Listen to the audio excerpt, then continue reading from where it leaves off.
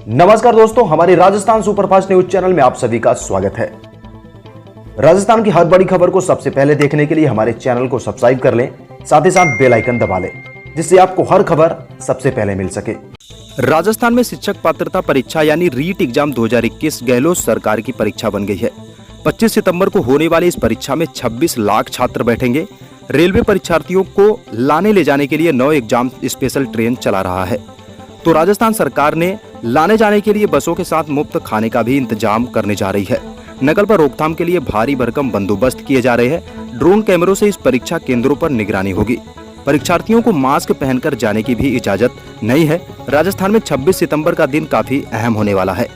इस दिन राजस्थान शिक्षक पात्रता परीक्षा यानी रीट का आयोजन होगा। 4000 सेंटर में आयोजित होने वाली इस परीक्षा में 26 लाख छात्र बैठने वाले हैं।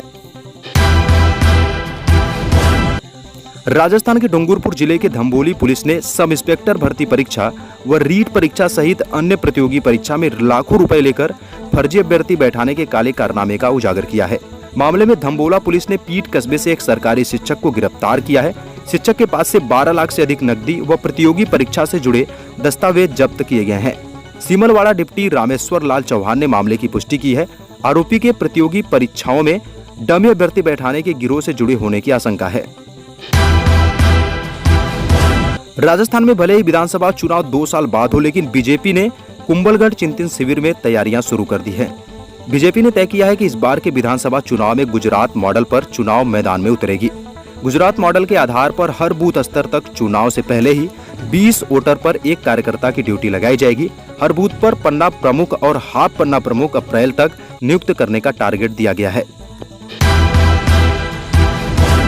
राजस्थान की राजधानी जयपुर में करोड़ों की ज्वेलरी चुराने के आरोप में पुलिस ने कानपुर से एक बेहद शातिर चोर को गिरफ्तार किया है। बांग्लादेश में 3 बीवियों के साथ रहने वाले इस चोर का स्टाइल भी अजब गजब है। ये जयपुर में ज्वेलरी चुराने के लिए बांग्लादेश से फ्लाइट से आता था। सड़क पर सोकर उस दुकान की रेकी करता था जहां उसे वारदात को अंजाम देना होता था। उसके बाद वह करोड़ों के माल पर हाथ साफ कर बांग्लादेश वापस लौट जाता था। राजस्थान की राजधानी जयपुर के कोटपुतली में पिता के खिलाफ अपनी ही बेटी से रेप व हत्या करने का केस दर्ज किया गया है। पुलिस से की गई शिकायत के मुताबिक आरोपी ने अपनी नाबालिग बेटी से बलात्कार किया, जिससे नाबालिग गर्भवती हो गई। इसके बाद उसका गर्भपात कराने की कोशिश की।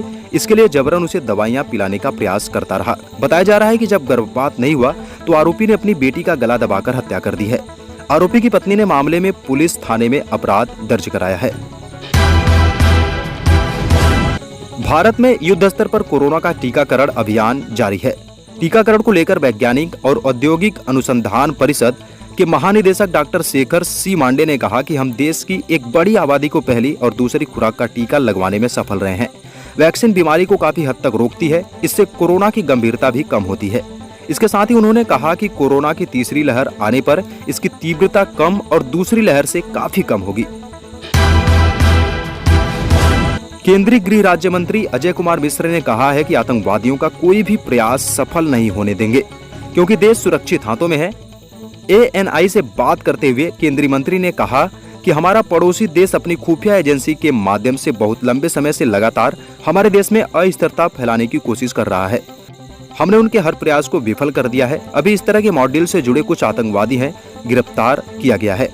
उनके बारे में जानकारी आ चुकी है।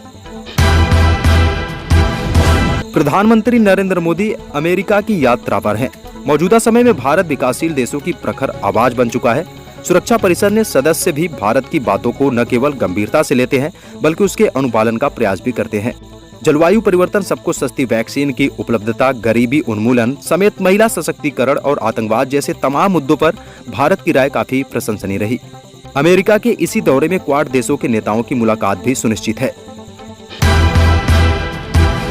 प्रधानमंत्री नरेंद्र मोदी अमेरिका के दौरे पर हैं। गुरुवार को पीएम मोदी ने अमेरिकी की उपराष्ट्रपति कमला हैरिस, जापान के प्रधानमंत्री योशिहिदे सुगा और ऑस्ट्रेलिया के प्रधानमंत्री स्कॉट मॉरिसन से मुलाकात की। इस दौरान पीएम मोदी ने आतंकवाद व चीन समेत कई अहम मुद्दों पर चर्चा की। विदेश सचिव हर्षवर्धन श्रृंगला ने प्रधानमंत्री मोदी के पूरे दिन का ब्यौरा दिया। इस दौरान विदेश सचिव हर्षवर्धन श्रृंगला ने बताया कि गुरुवार को ऑस्ट्रेलिया और जापान के अपने समकक्षों के साथ द्विपक्षीय बैठकों में प्रधानमंत्री नरेंद्र मोदी की चर्चा के दौरान चीन का मुद्दा सामने आया। त्रिपुरा में भारत बांग्लादेश सीमा पर गुरुवार को आपसी संघर्ष की घटना में सीमा सुरक्षा बल बीएसएफ के 2 जवानों की मृत्यु हो गई है। एक सब इंस्पेक्टर घायल हो गया। पुलिस के एक अधिकारी ने कहा कि हवलदार शहीद सिंह की गोमती जिले के खगराचारी में बीएसएफ चौकी पर 20वीं बटालियन के सिपाही प्रताप सिंह से किसी मामले को लेकर कहासुनी हो गई। सिपाही ने अपने सीनियर को गोली मार दी। फायरिंग की आवाज सुनकर बीएसएफ के सब इंस्पेक्टर राम कुमार मौके पर पहुंचे और प्रताप को शांत कराने की कोशिश की तो कांस्टेबल ने उन पर भी गोली चला दी। संतरी ड्यूटी पर तैनात अभिमन्यु सिंह ने प्रताप सिंह पर गोली चलाई, जिससे उसकी मौके पर मौत हो गई।